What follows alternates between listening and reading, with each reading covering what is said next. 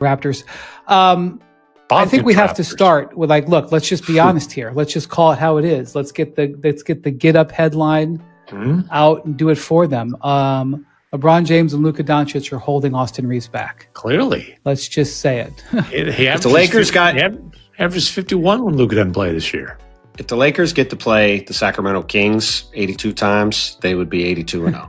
You took the Kings pretty early in the wins pool pod there, buddy. I mean, pretty early. I think I took them 22nd, and they should have been lower than that. They were an abomination watching this game in the second half today. Austin Reeves got whatever he wanted, but I don't know how the Kings are going to stop anybody this season.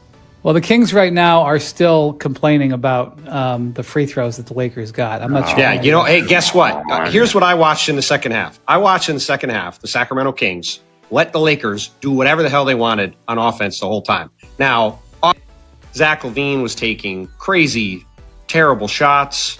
I know he had 32 points. He took several horrible shots in the fourth quarter. Unless they have Keon Ellis out there, they don't have anybody who can stop the ball.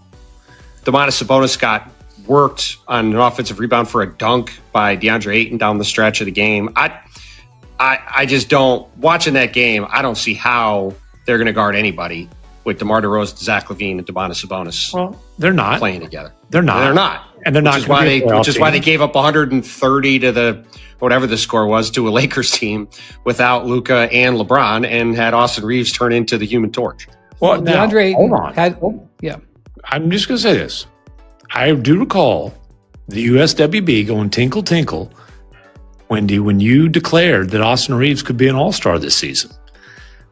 Now, is Austin Reeves going to have a lot? Hold on. Is he going to have a lot of 51 point, 11 rebound, 9 assist performances? Perhaps not, but this did not come out of nowhere. First couple games, the man averaged 25.5 points and 10 assists. Austin Reeves, I'm 58% shooting, by the way. Austin Reeves is living up to Wendy's hype, not just tonight, but so far this season.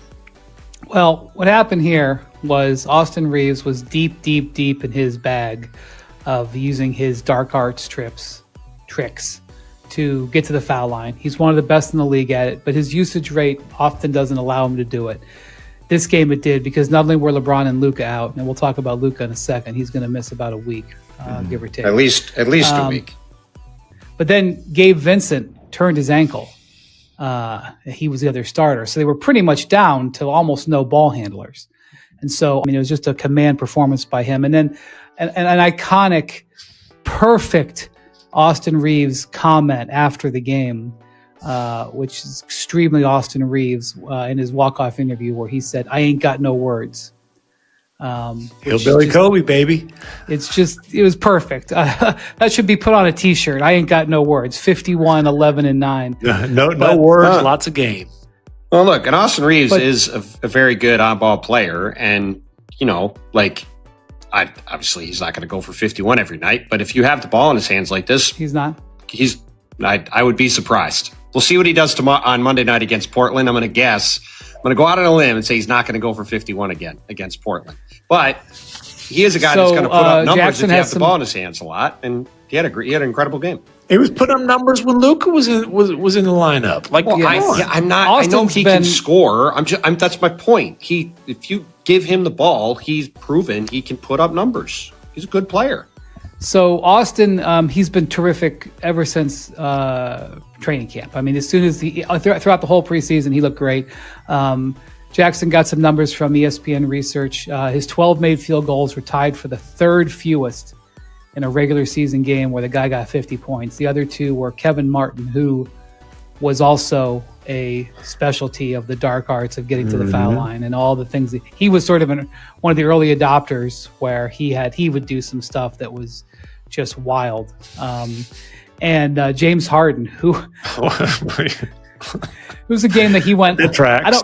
I don't remember this game, but James Harden went 11. So Kevin Martin in 2009 scored 50 points in a game where he went 11 of 22 from the field. My guess is he had over 20 free throws. I'm sure maybe Jackson can find it. That'd be the math.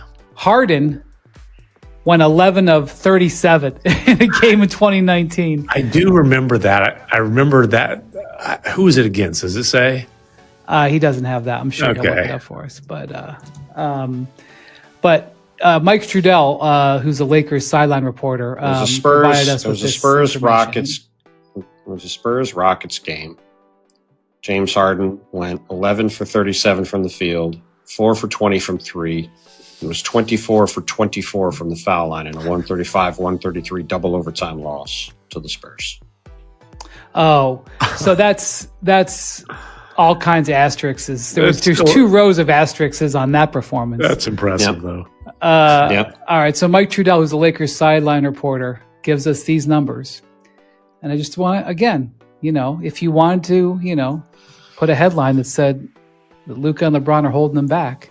The last 3 times that Austin Reeves played, where LeBron and Luka did not, these were the results. Oh, Last February versus Indiana, I heard they were good last year. 45 and 7 assists. huh. Last March versus Denver, I also heard they were good last year.